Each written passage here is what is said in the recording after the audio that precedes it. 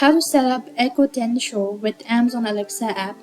Hi everybody, in this video I'll show you the procedure on how to set up an Echo 10 Show with Amazon Alexa app. For that you want to actually download and install Alexa app on your device, and so after you've actually done it, so power on the Echo 10 Show 10. Then what you need to do is the Echo Show 10 will guide you through the initial steps, including selecting your language and connecting your Wi-Fi as well. You'll then be prompted to log into an Amazon account associated with your Show 10 account. And if you don't have an account, you could create one during the setup process. After which, what you need to do is you need to use the Alexa app. So here, what you have to do is open the Alexa app on your phone or a tablet and follow the prompt to complete the setup, and you'll be guided through the customizing your device and adding a smart home device you want.